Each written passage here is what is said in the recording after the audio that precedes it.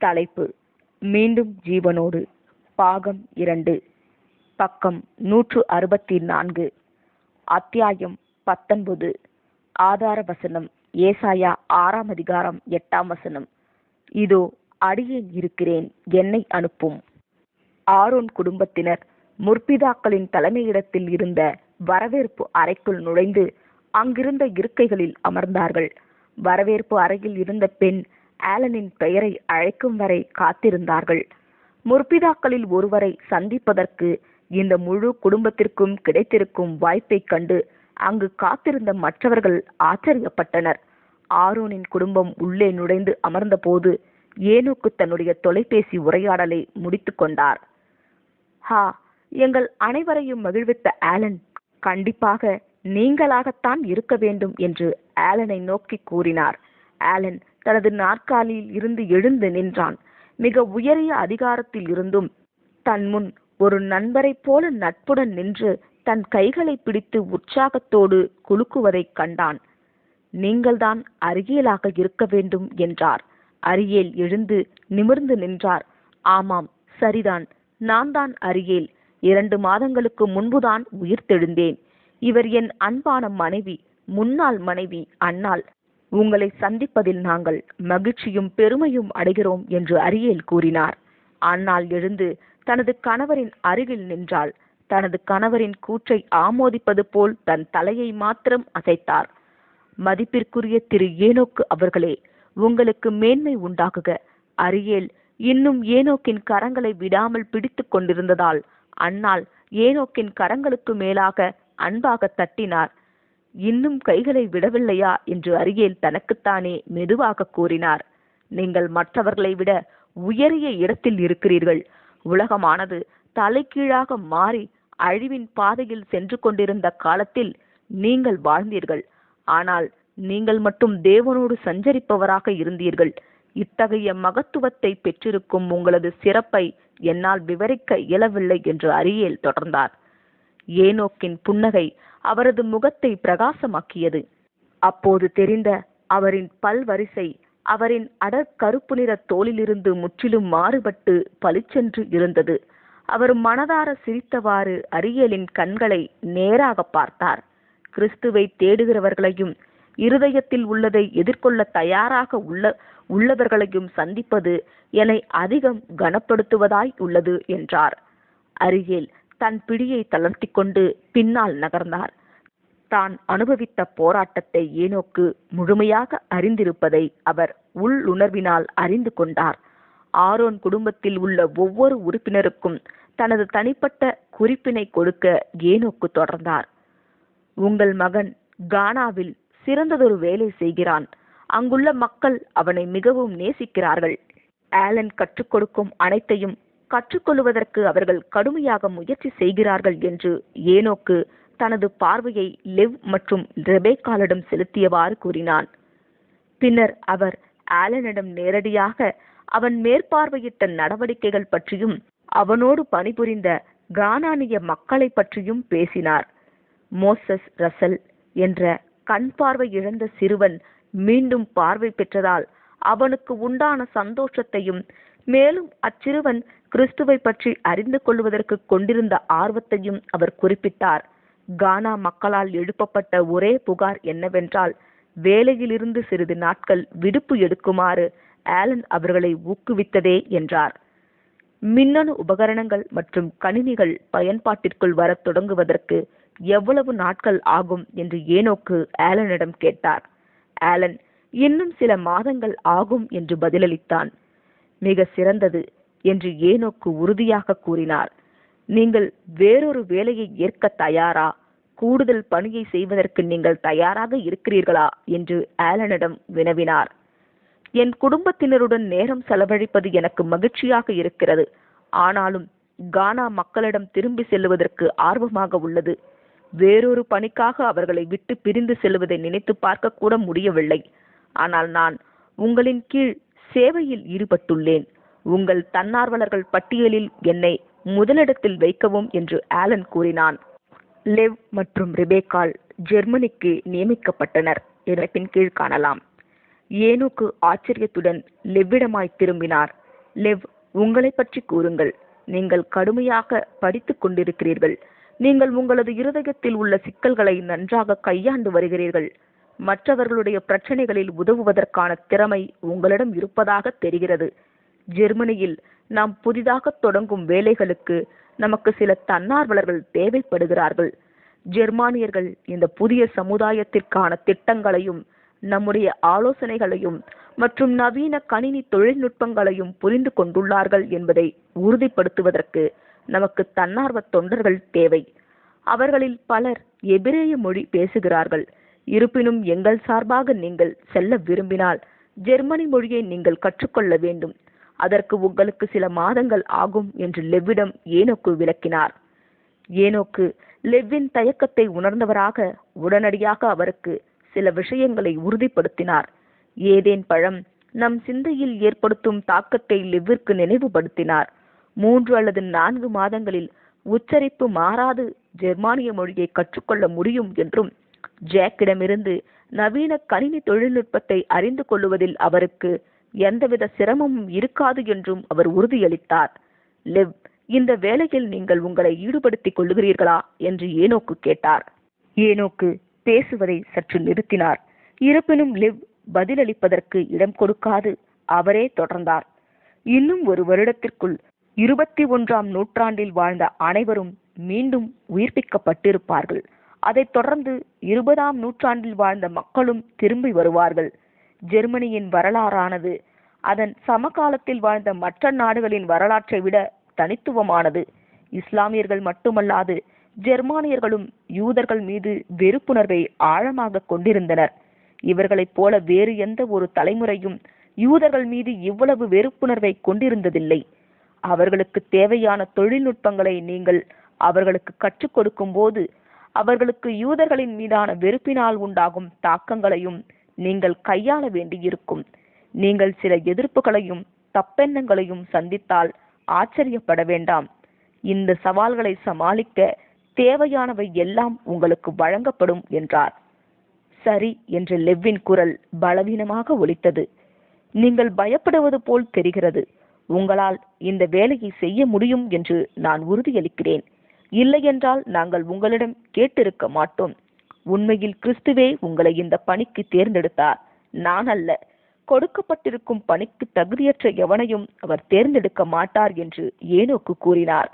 லெவ் நம்பிக்கையின்றி தனது இருக்கையில் அமர்ந்திருந்தான்.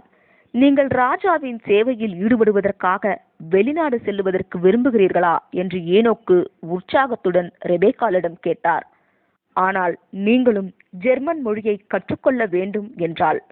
ரெபேக்காள் தன் தலையை அசைத்து சம்மதம் தெரிவித்தாள். ரெபேக்காள் அந்த வேலையை ஏற்றுக்கொண்டாள். ஜெர்மனியில் உள்ள பல்வேறு தோட்டக்கலை நடவடிக்கைகளுக்கான தொடர்பு அதிகாரியாகவும் செயல்படுவார் என்று ஏனோக்கு தொடர்ந்து கூறினார். இந்த பணியில் அவளது பங்கானது முக்கியத்துவம் வாய்ந்தது என்று வலியுறுத்தினார். அடுத்தடுத்து உயிர்த்தெழுப்பப்படும் தலைமுறைகளுக்கு போதுமான ஏதேன் மரங்களும் பழத்தோட்டங்களும் தேவை என்பதால் அவளின் பங்கு முக்கியமானது என்று வலியுறுத்தினார். தொழில்நுட்பத்தில் உங்களால் தீர்க்க முடியாத சிக்கல் ஏதாவது எழுந்தாலோ அல்லது நீங்கள் எதிர்கொள்ளும் பணியில் ஏதேனும் உதவி தேவைப்பட்டாலோ தனிப்பட்ட முறையில் என்னை அந்த நாளின் பகற்பொழுதில் எந்த நேரத்தில் வேண்டுமானாலும் நீங்கள் அழைக்கலாம். அவசர தேவை என்றால் இரவு நேரத்திலும் அழைக்கலாம்.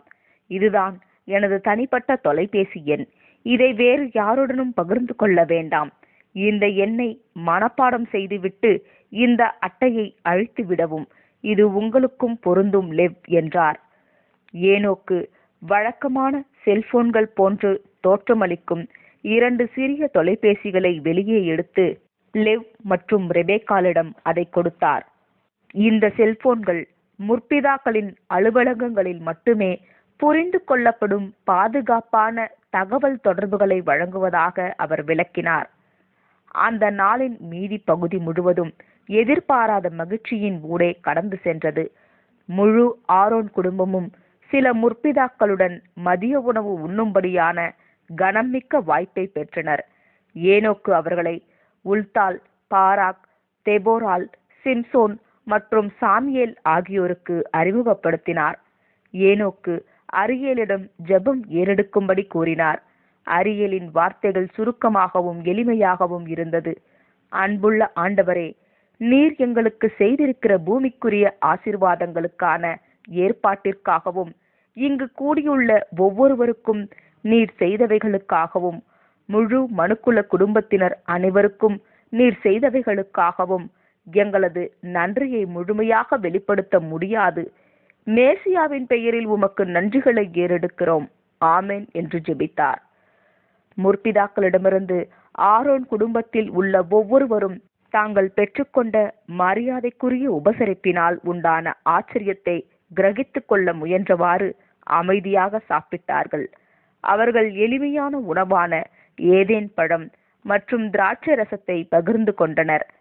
மேலும் முற்பிதாக்களிடையே நடந்த சுவாரஸ்யமான உரையாடலை கவனித்தனர். முற்பிதாக்கள் உயிர்த்தெழுதலினால் ஏற்பட்ட மகிழ்ச்சி மற்றும் ஏதேன் பழத்தின் காரணமாக ஏற்பட்ட மாற்றங்கள் குறித்து சிலருடைய காரியங்களை பேசி சிரித்தபோது அந்த மகிழ்ச்சி இவர்களையும் தொற்றிக்கொண்டது. சாமியேல் அவர்களது பணி துரிதமாக செய்யப்பட வேண்டும் என்று கூறிய போது அவர்களுடைய மனநிலை சற்று கவலையடைந்தது. சாத்தான் கட்டவிழ்க்கப்படும் காலத்தில் தீமை மற்றும் பொய்யின் தவறான எண்ணங்களின் பக்கமாக இசைந்து இருக்க போகும் நபர்களின் எண்ணிக்கையை குறைக்க உதவுவதே நமது பணியின் நோக்கம் ஆகும். தற்போதைய காலமானது தேசத்து ஜனங்கள் அனைவரும் மேய்ப்பனுடைய குரலை அடையாளம் கண்டு கொண்டு அங்கீகரிக்கவும் நேசிக்கவும் கற்றுக்கொள்வதற்குமான வாய்ப்பினை வழங்குகிறது. இங்கு நம் ஒவ்வொருவருடைய பணியும் இந்த ஒரே நோக்கத்திற்காக மட்டுமே என்று சாமியேல் கூறினார். ஆனியின் சவால், நாகரிகமற்ற பழங்குடியினர் எனும் தலைப்பின் கீழ் காணலாம். ஆனி தன்னுடைய குறுகிய கால படிப்பினை முடித்த பிறகு சேவை செய்வதற்கு ஆப்பிரிக்கா, தென் அமெரிக்கா மற்றும் இந்தோனேஷியாவில் தனிமைப்படுத்தப்பட்டிருக்கும் சில பழங்குடியினரிடம் செல்வதற்கு முற்பிதாக்கள் அழைப்பு விடுத்தனர். இந்த ஜனங்கள் உயிர்த்தெழுதலின் ஆசீர்வாதங்களை பெற்றுக்கொள்ள ஆர்வமாக இருக்கின்றனர்.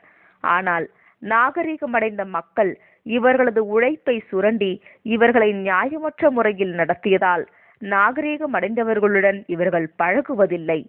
ஆனியினுடைய இளமையும் விலங்குகள் மற்றும் இயற்கையின் மீதான அவளது அன்பும் பழங்குடியினர்களுக்கு அவளுடைய உதவியை ஏற்றுக்கொள்வதை சுலபமாக்கும். உயிர்த்தெழுந்தவர்களுடைய தேவைக்கு ஏற்ப ரேச்சல் சேவையில் ஈடுபடுவதற்கு தயாராக இருக்கிறாரா என்பதை குறித்தும் அவளிடம் கேள்வி எழுப்பினார். ஜாக், அதிநவீன தொழில்நுட்பத்தினை பயிற்றுவிப்பதற்கு நீங்கள் எங்களுக்கு தேவை. ஏனென்றால் எவ்வளவு விரைவாக நாம் அறிவியலை மேம்படுத்துகிறோமோ அவ்வளவு விரைவாக முழு உலகமும் செயல்திறன் உடையதாகும். நீங்கள் ஒரு அற்புதமான வேலையை செய்கின்றீர்கள். நீங்கள் குழுவாக செயல்படுவதில் சிறந்தவர். எனவே உங்களை நாங்கள் விட முடியாது என்றார். ஆனி தனது தொண்டையை கனைத்தவாறு ஒரு கேள்வியை கேட்பதற்கு முனைந்தாள். மன்னிக்கவும் ஏனோக்கு அவர்களே, ஏன் என்னை போன்ற சாதாரணமான ஒருவரை தேசங்களை பார்வையிட தேர்வு செய்கிறீர்கள் என்று கேட்டாள். ஏனோக்கு தனது இறுதி அறிவிப்பை வழங்கினார். நீங்களே முதலில் ஆசீர்வதிக்கப்பட்டிருக்கின்றீர்கள். அதனால் நீயும் உன்னை போன்றவர்களுமே மற்றவர்களுக்கான ஆசீர்வாதங்களை சுமந்து செல்வதற்கு முதலில் ஆயத்தமானவர்களாக உள்ளீர்கள் என்பதால் நீங்கள் தேர்ந்தெடுக்கப்பட்டுள்ளீர்கள். புதிய பூமியின் ஆற்றலினால் வாழும் அன்றாட ஜனங்கள் என்பதே உங்களின் மிகப்பெரிய சொத்து.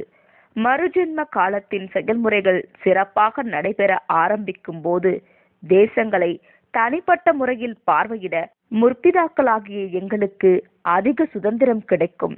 ஆனால் அதுவரையில் நிலத்தினை மறுபங்கீடு செய்வதிலும் ஏதேன் மர ஏற்றுமதிகளை ஒருங்கிணைப்பதிலும் பள்ளியில் பயில்பவர்களுக்கு தேவையான தகவல் மற்றும் தொழில்நுட்பத்தில் மேம்பட்ட திட்டங்களை உருவாக்குவதிலும் நாங்கள் மும்முரமாக இயங்கிக் கொண்டிருக்கின்றோம்.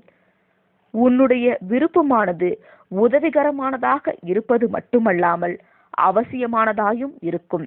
அந்த பணிகள் தொடங்கும் சமயத்தில் நாங்கள் உன்னை தொடர்பு கொள்ளுவோம் என்றார்.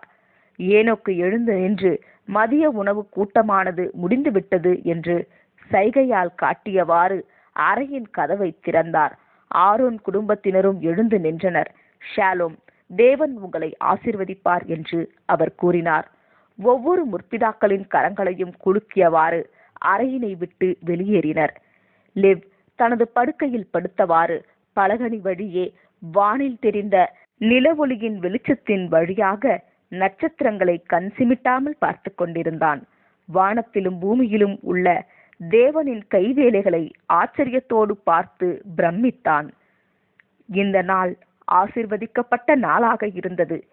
ஹிட்லரின் கீழ் இருந்த முந்தைய தலைமுறையை பற்றிய ஏனோக்கின் விளக்கமானது லெவ்வை கவலையடைய செய்தது.